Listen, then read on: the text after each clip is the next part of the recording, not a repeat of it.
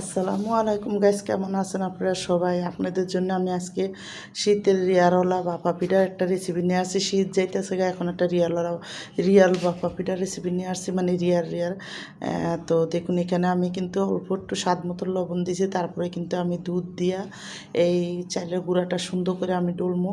তো আস্তে আস্তে দুধ দিমো আর চালের গুঁড়াটা ভালো মতন ইয়ে করবো। তো এটা একটু শুকনা চালের গুঁড়া, এটার ভিতরে অনেকই দুধ লাগবো। তো দেখুন, আমি ভালো করে দুধ দিতেছি আর খালি চালের গুঁড়াটা ভালো করে মুড়তে তারপরে কিন্তু সব দিকে যাতে লাগে গুঁড়িটা, এইভাবে করে আমি সবটি দিয়ে দেবো। তো আমি এখানে দিমো আর ভালো করে কিন্তু গুঁড়িটা মিলামো। তো গুঁড়িটা মিলাইয়া কিন্তু আমি 1 ঘন্টার জন্য একটা জায়গায় রেখে দেবো, যাতে চাইলে গুঁড়িটা ভালো মতন ভিতরে পানিটাও ঢুকে সুন্দর মতন চাইলে পিঠাটা ইয়ে হয়। তো দেখুন, আমার এখানে কিন্তু সুন্দর মতন যখন করা হয়ে গেছে, আমি কিন্তু এখানে নারকেল দিয়ে দিলাম। তো নারকেলটা আমি এটির লগে এখন মিলাই দিব। আগে মিলাইলে চালন যেত না, তো আমি চালাটা আপনাদের দেখাইতে পারি নাই। তো দেখুন, ওইখানে আমি ইয়াটা মিলাইয়া এখন আমি কিন্তু একটা সাইডে রেখে দেবো আধা ঘন্টার জন্য। তো দেখুন, মুট করলে যখন সুন্দর মতন আটকায় যায় তাহলে বুঝবেন হয়ে গেছে। এখন আমি এই রাইস কুকারের ভিতরে বড় একটা বানাবো, পিঠাটা বানাবো। আমি কিন্তু লেয়ার যে পিঠাটা হয় ওটা বানাবো। তা আমি এখানে দেখুন, নারকেলের ভিতরে একটু বড় বড় করে নারকেলটি কাটতে, এটার ভিতরে একটু ফুড কালার দিছি দেখা সুন্দর করে। তো বেশি করে নারকেল আর বেশি করে গুড় দিয়ে দেবো এখানে আমি একটা লেয়ারের ভিতরে।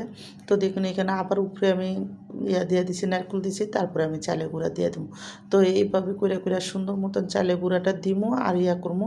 তারপরে কিন্তু প্রতিটা রিয়ারের ভিতরে আমি নারকেল আর চালের গুঁড়া দিয়ে করবো।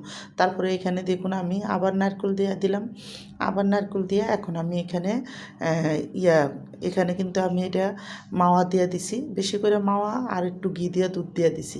আবার নারকেল দিয়ে দেবো, তারপরে কিন্তু মাওয়া দিয়া আবার সুন্দর করে বেশি করে নারকেল দিয়ে তারপরে আবার চালের গুঁড়াটা দিয়ে দেবো। তো দেখুন, এইভাবে করে প্রতিটা চালের গুঁড়া আমি দিবো আর একটা করে লেয়ার বানাবো। তো বানায় আবার একটু হাতে হালকাভাবে করেছে, আবার আমি কিন্তু আর একটু গুঁড়ি দিয়ে দিছি, দিয়ে কিন্তু এখন এই লেয়ারে আবার আমি মাওয়া দিয়ে দিলাম, বেশি করে মাওয়াটা দিয়া তারপরে আমি এখানে টুটি ফুটি ফুড কালার মানে যেগুলি কয় ওটি একসাথে দিয়া আবার গুড় দিয়ে দিছি, দিয়ে আবার উপরে একটু অল্প করে যে গুঁড়িটা আসলে ওইটা দিয়ে দিছি, দিয়ে লাস্টে উপরে সাজানোর জন্য টুটি ফুটি দিয়ে দিছি। তো দেখুন, এখানে আমার এই লেয়ারওয়ালা রেসিপিটা যাতে বাঁকা পিঠার রেসিপিটা যাদের পছন্দ তারা লাইক সাবস্ক্রাইব দিয়েন। প্লিজ আমার ভিডিওটা বেশি বেশি শেয়ার করে দিন আর সাবস্ক্রাইব করে দিন। আর এইভাবে একবার হইলো বানায় খেয়ে দেখেন, অনেকই মজা হয়েছে। আর আমার দেখুন, এখানে কি সুন্দর করে পিস করে কাটা হয়ে গেছে আর অনেক সুন্দর সব পিঠাটা অনেকই ভালো হয়েছে, খাইতেও অনেক মজা লাগছে। তো দেখুন, আপনাদের একটা কাটটা আমি দেখালাম কত সুন্দর লেয়ার হয়েছে হয়ে গেছে।